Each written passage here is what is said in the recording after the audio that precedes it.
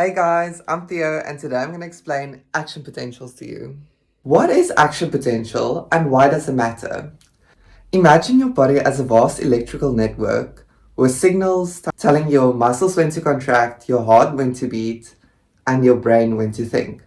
These signals are electrical impulses and the main way they move through the body is by action potentials. An action potential, by definition, is a rapid change in the electrical charge across a cell membrane, shifting from negative to negative again.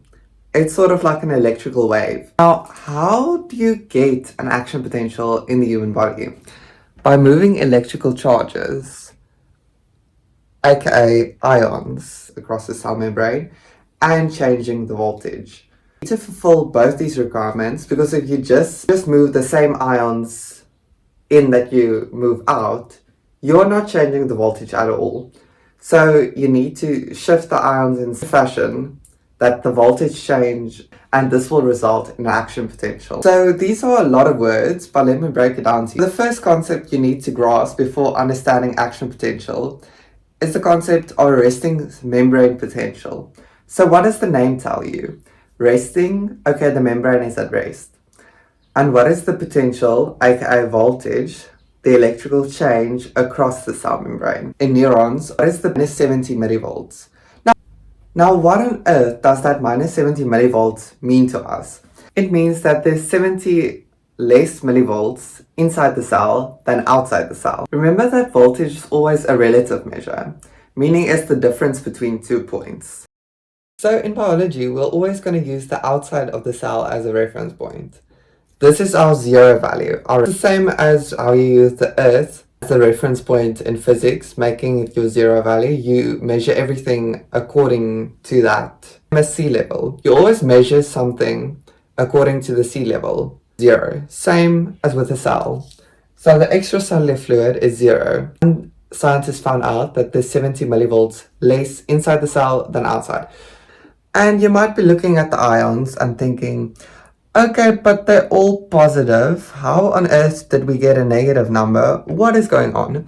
The answer is that you have more positive ions outside the cell than inside the cell. Subtract a smaller positive number from a bigger positive number, you get a negative result. The majority of the ions outside the cell is sodium and calcium, and the majority of the ions inside the cell is potassium, but it's less. But now, why are these ion concentrations the way they are?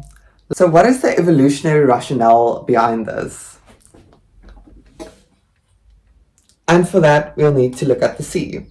Because primitive cells evolved in the sea, and the sea is salty, meaning it is sodium rich, and it is also calcium rich. And cells needed to find a way to keep the sodium and calcium outside while keeping potassium inside, because potassium is more compatible with the enzymatic activity inside the cell. In other words, potassium keeps the cell environment peaceful, and cells actually evolved this very sodium potassium ATPase pump. And this sodium potassium ATPase pump is important for the internal environment of the cell, keeping the potassium in, the sodium out. The pump, it constantly works in the background. So what the name tells you is that this pump constantly uses one ATP to pump sodium out of the cell and pump potassium into the cell. As you can see here, 3 sodium moves inside, then a phosphate group binds from the ATP, and this causes the sodium to be pumped out. Then the potassium comes inside the pump, and then the phosphate group is released again, and you get 2 potassium ions inside the cell again. So why are we pumping more sodium out? Because we need more positive ions outside the cell to keep the resting membrane potential of minus 70. Less positive ions inside the cell, more positive ions outside the cell. But how do we keep this minus 70 millivoltage if ions can just move through the membrane, in and out, do their own thing? Is that ions cannot move freely through the membrane because the membrane has no charge, because it is made out of fat. It is the whole like dissolves like principle in chemistry. So how do we actually move the ions through the membrane? You actually have two methods for this. One is your pump, and the other one are channels. So the other thing that helps you to keep the resting membrane potential minus 70 is leaky channels. Leaky channels are open the whole time. They just allow ions to go in and out, and you get different types of leaky channels. One for potassium, one for sodium, and one for calcium. And luckily, electrostatic forces keep your leaky channels in check. For example, if your potassium wants to make a run for it and streams out of the leaky channels, electrostatic forces inside the cell won't allow that, and it will yank the potassium right back into the cell to restore the voltage to minus 70. So if you maintain a resting membrane potential, are you getting an action potential? No, because the charge is not changing. The voltage is not changing outside or inside the cell. We are basically doing nothing. We are useless. So we need something that will change the voltage. And this is where your other channels come in. You have a ligand-gated ion channel and a voltage-gated ion channel. But the first channel that is important is your ligand-gated ion channel. What is a ligand? Ligand is any molecule that binds to a specific binding site on a protein. Basically, it is something that binds to a receptor. So your channel has a receptor, and when a ligand binds to this receptor, the receptor goes, yippee! And it opens, allowing ions to come in. And what does it mean when more positive ions enter your cell, intracellular space?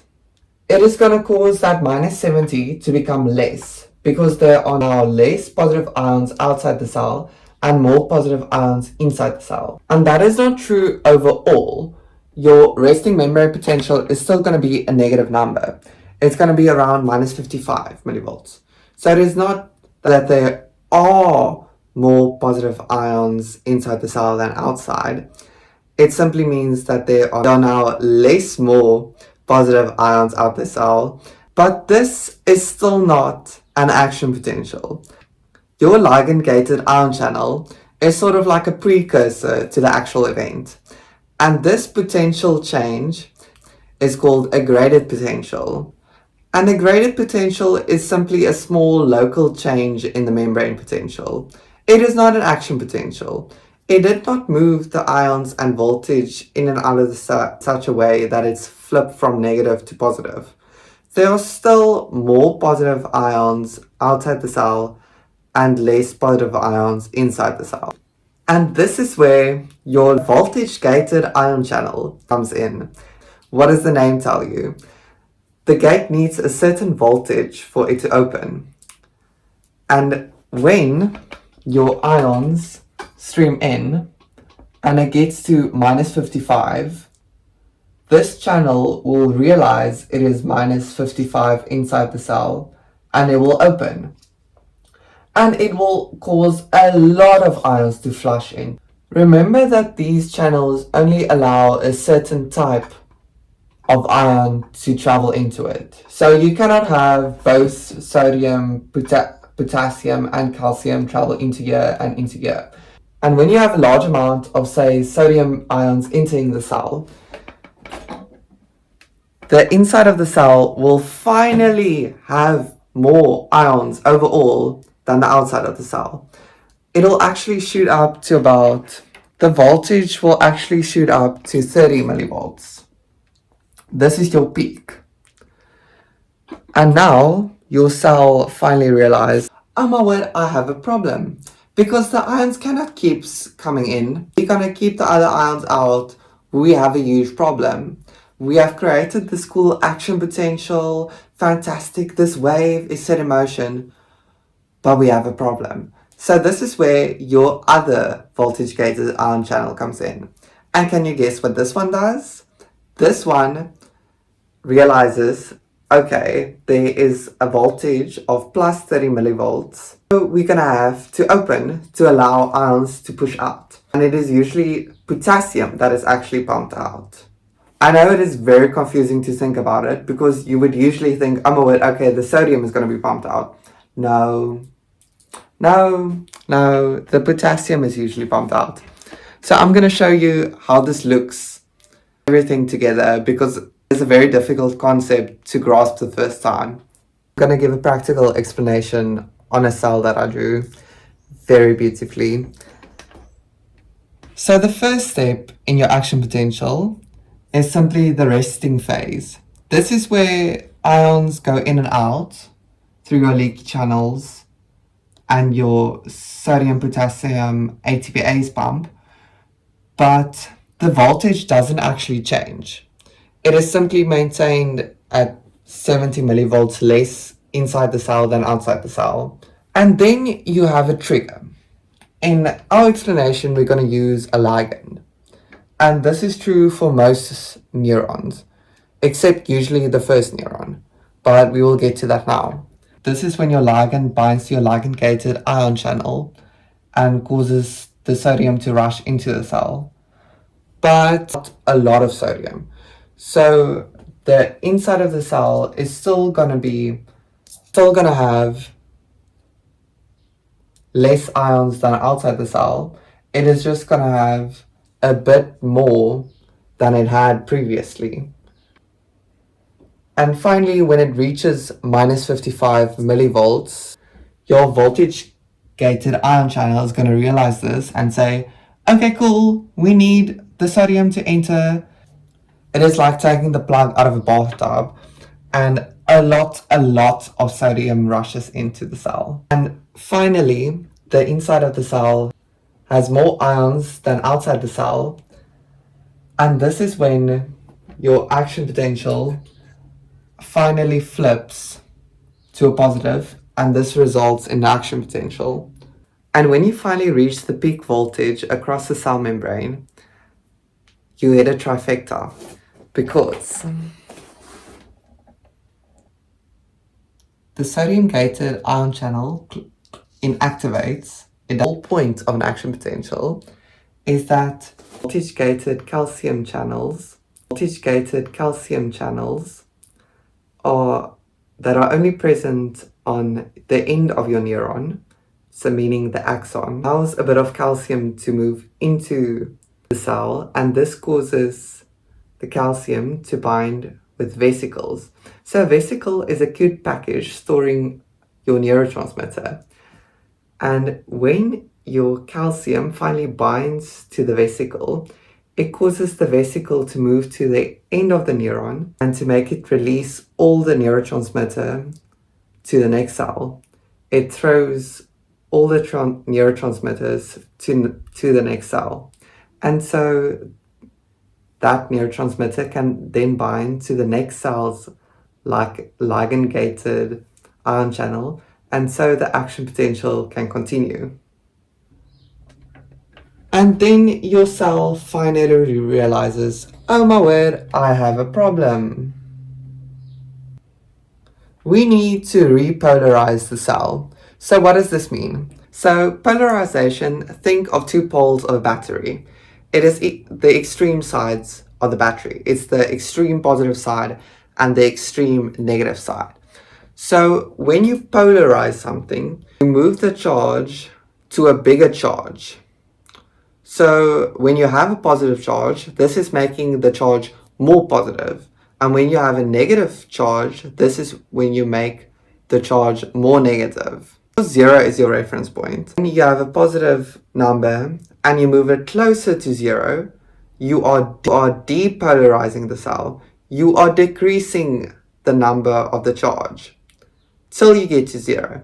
And now when you're at 0 and it becomes even more negative, what is happening? You're moving away from the 0, and this is called polarization. Other voltage-gated ion channel realizes, oh shucks, I need to open immediately. We need to restore our resting membrane potential. It is so excited about this. It opens so quickly, the cell and potassium starts rushing out, and it repolarizes. Back to minus 70 millivolts.